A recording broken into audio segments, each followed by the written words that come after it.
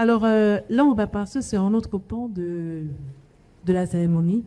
Parce qu'aujourd'hui, on voit des footballeurs, des anciens footballeurs, qui, au-delà de leur succès, au-delà de leur carrière, euh, l'après, l'après-carrière n'est pas comme le vôtre, n'est pas comme celui de président Samuel Eto'o. Et alors, on voudrait savoir comment est-il important de préparer l'après-carrière? Qu'est-ce qu'il faut faire pour préparer l'après-carrière? Pour ne peut-être ne pas être comme Samuel Eto'o, mais au moins avoir une dignité, avoir une vie décente, ne pas demander des SOS si par là, alors que nous savons tous que il y a 10 ans, 15 ans, vous étiez près de votre succès. Ivana, il y a d'abord une fausse idée dans notre société que nous devons rétablir. Tous les footballeurs ne gagnent pas les mêmes salaires. Mais notre société pousse ces footballeurs à vivre comme Samuel Eto'o.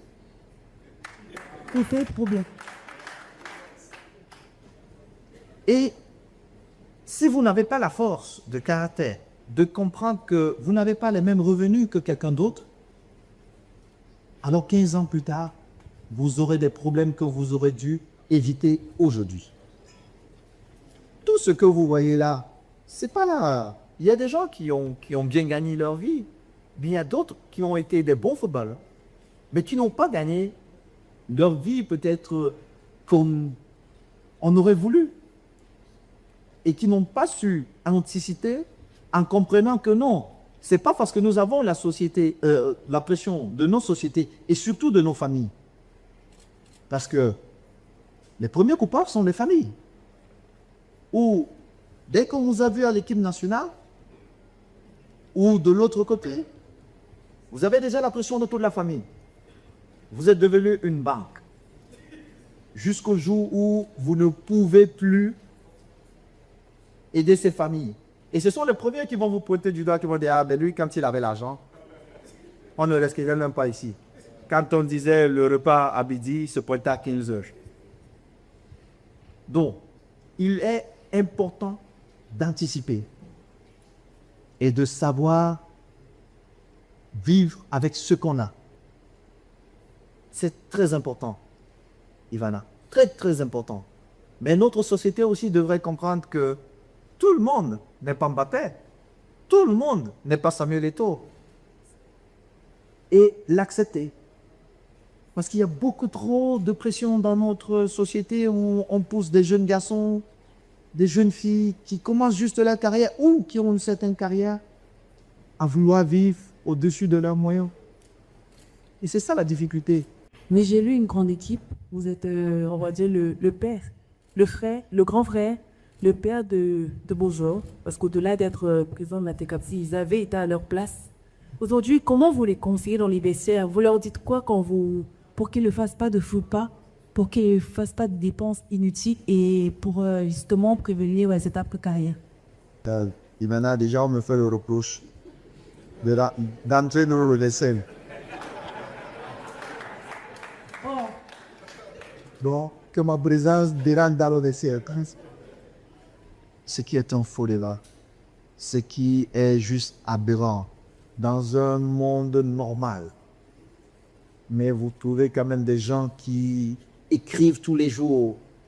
Il a fait ceci, il a fait cela. Mais je suis président de la Fédération camerounaise de football. Je suis le premier à défendre cette équipe.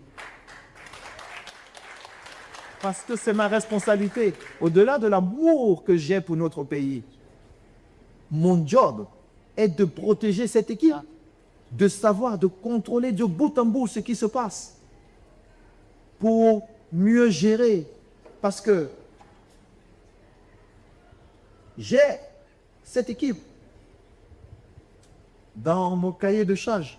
Mais j'ai aussi plus de 30 millions de Camerounais qui veulent dire qu'ils connaissent le foot, qui sont entraîneurs, qui sont joueurs à vos heures perdues et qui aiment critiquer.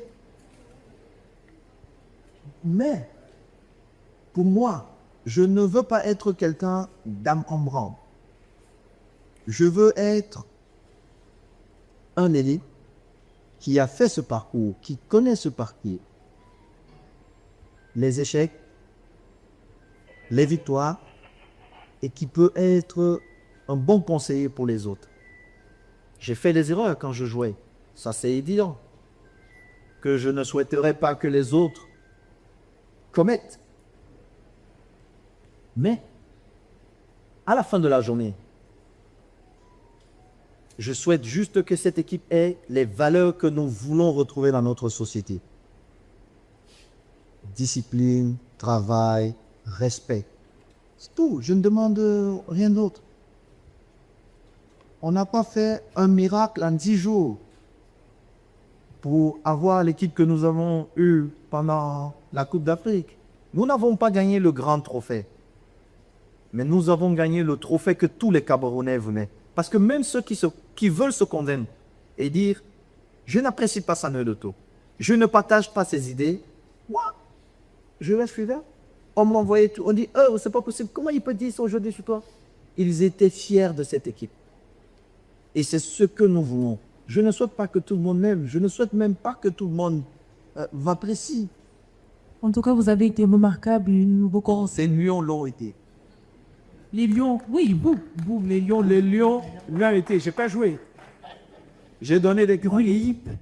Les Lions, leurs sélectionneurs, leur staff, ils ont été incroyables. Ils nous ont permis de rêver. Ils nous ont permis, parce que le Camerounais est fier de nature, ils ont permis aux Camerounais de retrouver cette fierté perdue. Et surtout, ils nous ont évité des heures d'insomnie où on ne comprenait même pas ce qui se passait. Où vous voyez un médiocre, quelqu'un qu'on ne connaît pas, qui prend tout un pays en otage. Parce que il a quelques propres en tout cas. Mais c'était. Nous, les citoyens. Je pense que l'amour que nous avons pour notre pays, notre histoire mérite beaucoup mieux. Et Dieu merci, nous avons consommé Camerounais et nous avons montré que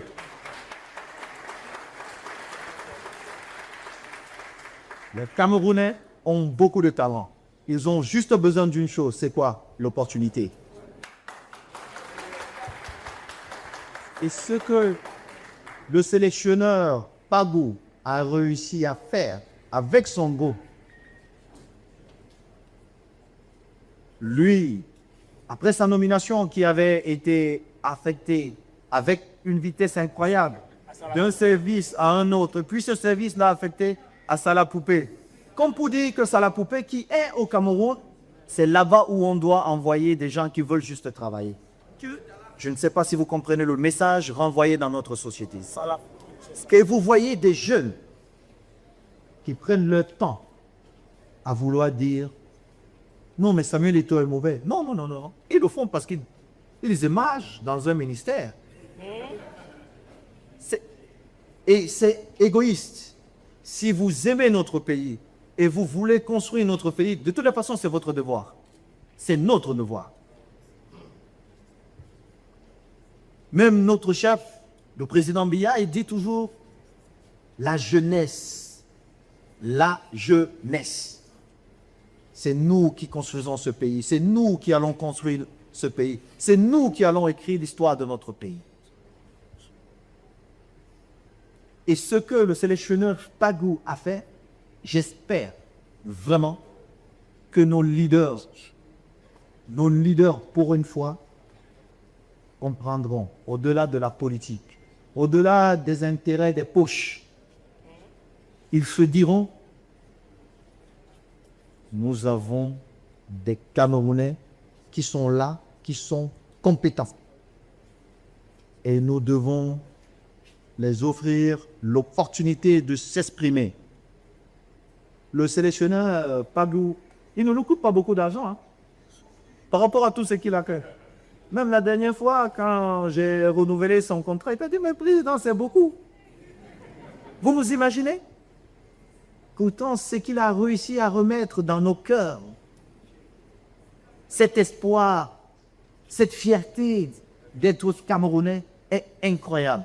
Et si à la fédération, on avait beaucoup plus d'argent, j'aurais demandé à mon board de me donner l'autorisation de payer beaucoup plus. Pourquoi? Parce que, il est Camerounais. Et si je dois payer, je paye d'abord à mon recte abdominal.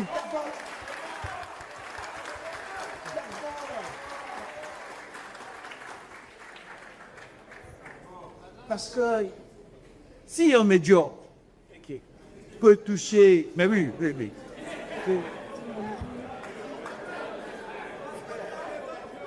Si on peut se permettre de payer plusieurs millions à un médiocre, je pense qu'on peut payer des milliards à un Camerounais.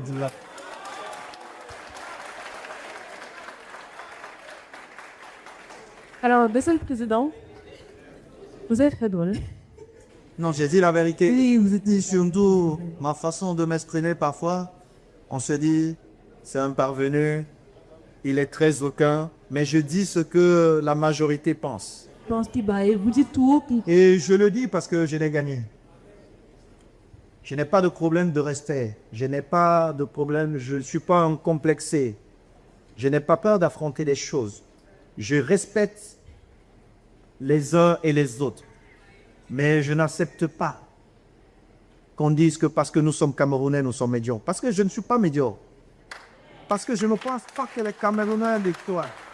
Je pense juste qu'il y a des égoïstes, comme partout, qui préfèrent dealer avec des gens qui sont médiocres. Et le réflexe du médiocre, c'est quoi? C'est de bloquer ceux qui sont brillants en dessous. C'est normal.